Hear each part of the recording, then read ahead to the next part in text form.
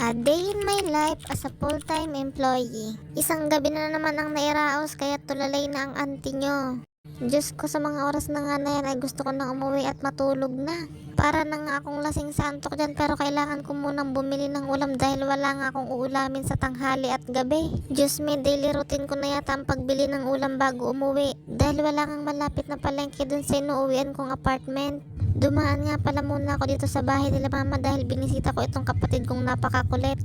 Nagagalit pa nga sa akin dahil kinukuhanan ko daw siya ng video. Siya nga kasi ang bunsong anak ni Tarzan, kaya hindi niya nga kilala ang camera.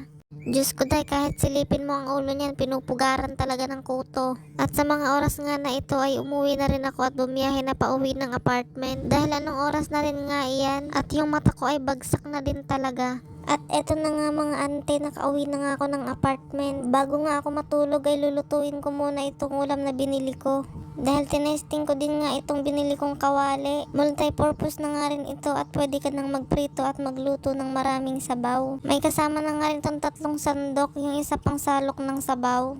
Yung isa ay pamprito at yung isa pwede mong ipukpok sa ulo ng katabi mo. Noon nga ito lang yung cooking pot ang nilulutuan ko ng mga ulam-ulam na niluluto ko. Kaya nga napabili na rin ako ng lutuan ng ulam. Dahil ang liit niya nga at baka bumigay na din siya dahil all around na nga ito. Bukod pa dun ay magastos din talaga sa kuryente. At ayan na mga ante, kumain na nga muna ako dyan at ako ay matutulog na rin maya maya. Pero kailangan nga muna natin maglinis ng mukha bago tayo matulog. Hindi na nga ako naghilamos ng mukha dahil sabi nga nila ay masama magbasa ng mukha kapag galing ka sa puyat. At wala namang mawawala kung susundin natin ang kasabihan ng mga matatanda.